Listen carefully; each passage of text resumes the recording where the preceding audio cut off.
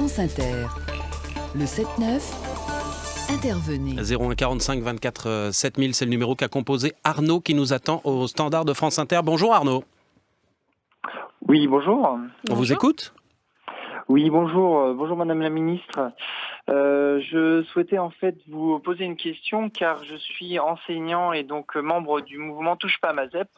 Donc on soutient le mouvement depuis septembre et on a fait de nombreuses manifestations pour vous parler depuis janvier énormément. Donc pour récapituler, vous nous avez promis 450 postes défavorisés. Donc on constate que les dotations des lycées sont en baisse ou donc égales. Donc on manifeste pour que l'éducation prioritaire en lycée reste la même. Et donc on demande une carte élargie des lycées d'éducation prioritaire maintenant.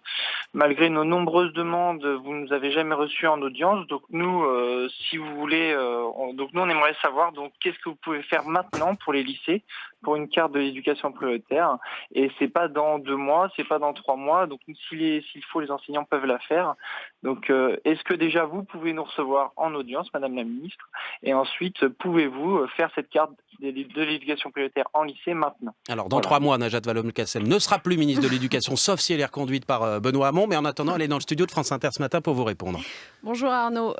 D'abord, je veux que vous sachiez une chose, Arnaud, enfin deux. La première, c'est que Touche pas à ma ZEP a évidemment été reçu à plusieurs reprises en audience. Vous n'y étiez peut-être pas personnellement, mais le mouvement a bien été reçu. La deuxième chose qu'il faut que vous sachiez, c'est que je suis extrêmement attachée à donner les moyens nécessaires à l'éducation prioritaire. Je crois que s'il y a un procès qu'on ne peut pas me faire, c'est bien celui-là.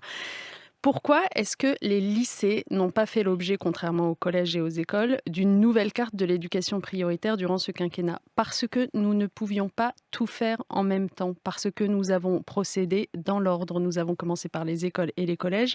C'est un travail que vous avez forcément suivi si vous êtes enseignant en éducation prioritaire, qui a été long, qui a pris 2 ans, parce qu'il s'agissait de définir des critères, une nouvelle cartographie et de dégager des moyens, 350 millions d'euros supplémentaires pour ces écoles et collèges de l'éducation prioritaire rénovés, avec des objectifs et même un référentiel pédagogique rénové.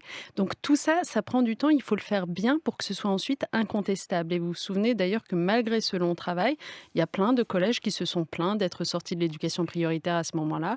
On a moins vu les nouveaux qui y entraient. Bref, je suis très fière de ce travail qui a été fait. Pour les lycées, il faudra faire le même, avec des critères différents, puisque comme vous le savez, les lycées, contrairement aux collèges, ne sont pas sectorisés. Donc ça n'est pas sur la base de l'environnement géographique immédiat qu'on calculera la dotation qu'il faudra donner aux lycées les plus fragiles, mais sur la nature des élèves qu'ils accueillent.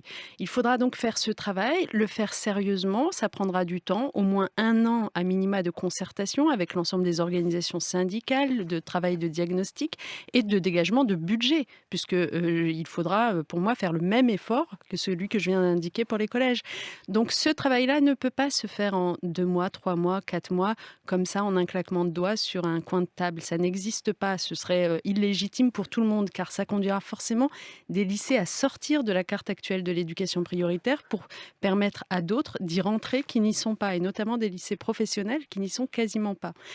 En attendant que ce travail-là sérieux soit fait et auquel je m'engage, j'ai voulu stabiliser tout ce qui existe. Donc non, aucun moyen ne disparaît pour les lycées d'éducation prioritaire actuels, c'est faux.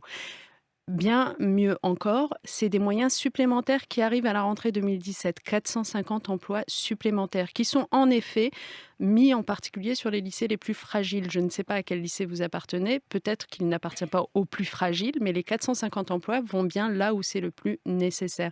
Mais pour vous, rien ne change, ni en matière de moyens pour les projets, ni en matière d'encadrement des élèves, ni en matière d'indemnité pour les enseignants. Voilà la réalité.